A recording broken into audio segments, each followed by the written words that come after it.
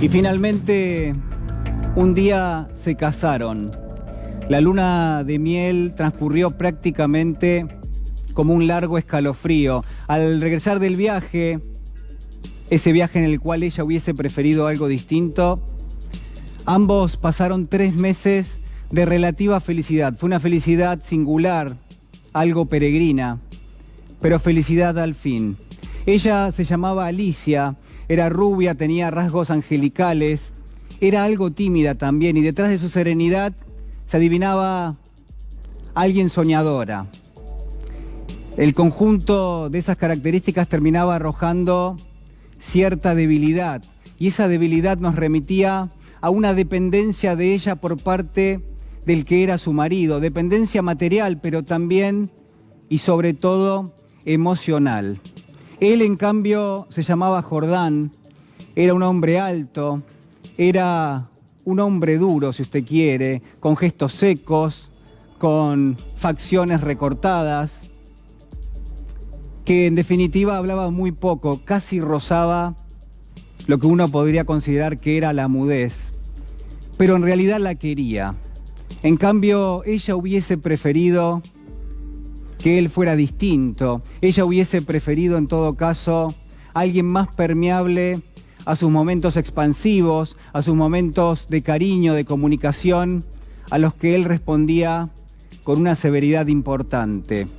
Fue en el otoño, pasaron algunos días, ella comenzó a adelgazar. No era extraño que Alicia bajara un poco de peso, y fue en ese momento que enfermó prácticamente de lo que se conoce como una gripe, de lo que era la influenza, y tuvo que guardar reposo, tuvo que guardar cama. Alicia empezó a bajar de peso lentamente, y en todo caso lo que llamó la atención de Jordán fue que en ese contexto prácticamente le costaba mucho recuperarse. A su alrededor, la casa en la que vivían prácticamente parecía influenciarlos. Era un espacio de amplios salones, las habitaciones que guardaban el silencio, que remitían a los ecos de los mismos pasos que cruzaban ese espacio. Había estatuas por doquier que proyectaban las luces directamente y que deformaban lo que eran esas mismas proyecciones en las paredes.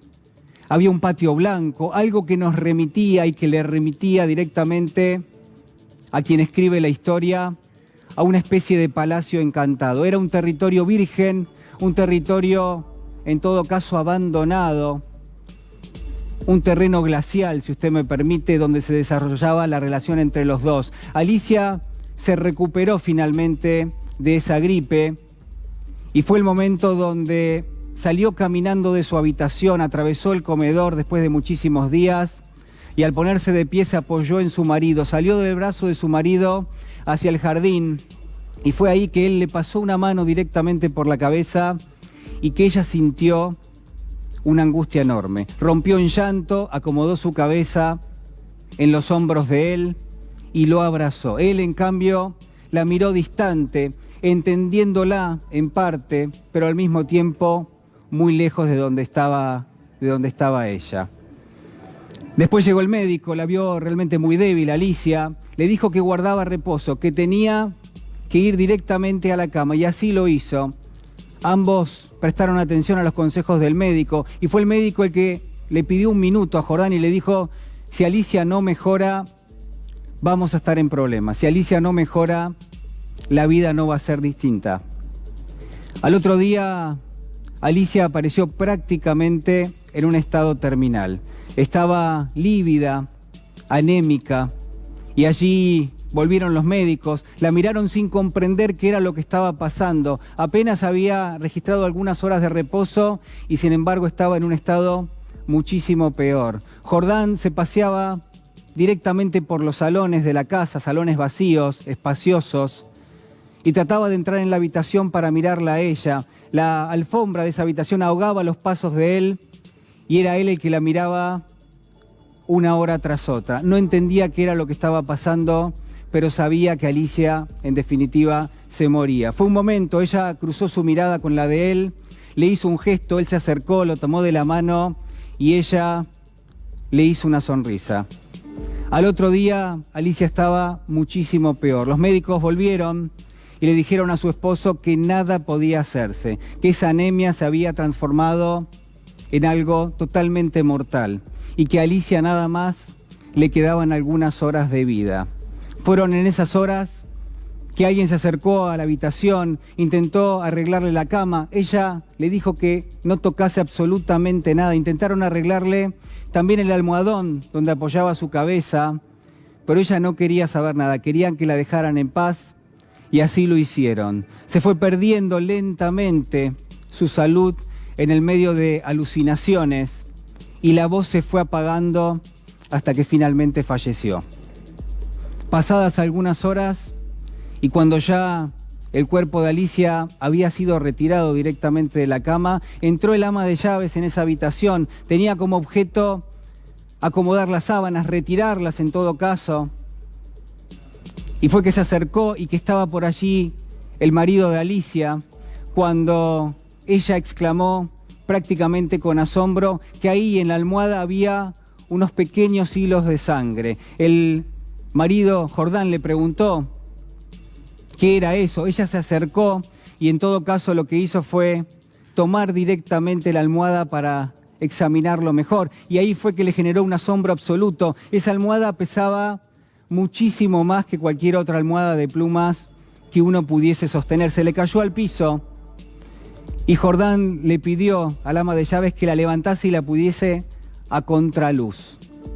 Pero ella no quiso hacerlo y entonces él se acercó, agarró la almohada, la pusieron directamente sobre una mesa, sacó un cuchillo y de un tajo la abrió al medio. Allí entre las fundas aparecían las plumas, pero el horror se transformó en algo totalmente presente. Yo le diría que se materializó. ¿Por qué? Porque entre las plumas aparecieron dos patas velludas que caminaban hacia adelante y lo que parecía ser un animal monstruoso, algo como una bola de pelos, una bola lívida, pero también viviente y viscosa, directamente se asomó a través de ese almohadón y avanzó prácticamente hasta el borde de la mesa. El horror tomó a Jordán, que comprendió en forma tardía que ese animal monstruoso, que ese parásito se había alimentado de la cabeza de Alicia, se había alimentado de la sangre de Alicia a lo largo de los días y que cada vez que la enviaban a hacer reposo, directamente una parte de su vitalidad, una parte de su vida quedaba en esa cama. Esta es la historia que narró Horacio Quiroga, El almohadón de plumas se llama, y yo quiero preguntarle en esta noche qué pasa cuando alguien que está cerca nuestro no termina de entendernos del todo. ¿Qué pasa cuando alguien cifra esa cercanía como una actitud de protección y en cambio hay permanentemente una indiferencia que reverbera una y otra vez? ¿Qué sucede cuando, en definitiva, confiamos lo que nos pasa, confiamos nuestra cotidianeidad en aquel que tiene mayor poder que nosotros, en aquel que en definitiva tiene mayor responsabilidad, y cuando la respuesta y cuando la elección también de esa respuesta no nos ayuda a sufragar lo que es el futuro, sino que nos condena a un presente realmente dramático? Mire, 3 o 4 ideas que quiero compartir con usted en esta noche de esta historia que es dramática, que ha escrito Horacio Quiroga, el escritor uruguayo, y que en todo caso nos refiere, por ejemplo, a lo que es la falta de comunicación, o en todo caso a cuando una relación se distancia simplemente por el hecho de no porfiar en lo que puede llegar a ser cierta cercanía. ¿Por qué Jordán y Alicia en todo caso permanecían distantes? ¿Por qué él en todo caso nunca trató de comprenderla? Y sin ninguna duda, el saldo de esta historia hubiese sido distinto si las cosas hubiesen sido de otra manera. Mire, quiero compararlo con lo que muchas veces pasa en el gobierno nacional, con cómo el gobierno le habla a aquellos sectores que sabe que son permeables a una ideología, que son permeables a un mensaje. El presidente de la Nación hablándoles a los productores del campo, pidiéndoles hasta disculpas por este presente que es totalmente recesivo, y hasta el ministro de Economía, que viaja a los Estados Unidos para hablar con inversores, para hablar directamente con la titular del Fondo Monetario Internacional, para hablar con funcionarios del gobierno de los Estados Unidos, pero que no se toma un solo minuto para explicarle a los argentinos por qué la inflación sigue siendo récord, por qué la pobreza va en aumento y por qué la indigencia se ha transformado en una irrealidad inobjetable.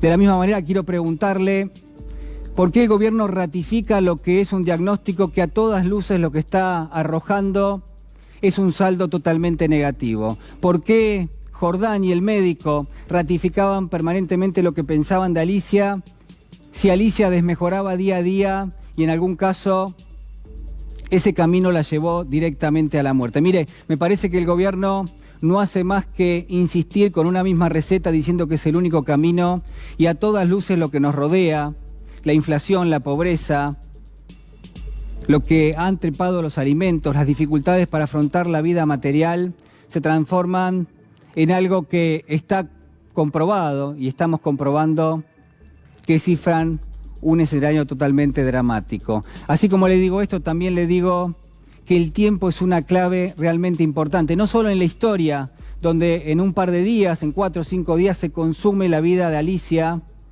sino que en el gobierno la cuestión temporal es prácticamente una situación lúdica. Se juega con el tiempo de aquellos que están atravesando un momento realmente dramático, sin ninguna duda, porque el gobierno cifra en un semestre, en un bimestre, cifra que lo que viene va a ser mejor que lo que tenemos y eso nunca termina de cumplirse en la realidad. Mire, hay varios aspectos que quiero compartir con usted, pero no hay ninguna duda que el gobierno ha equivocado directamente el rumbo.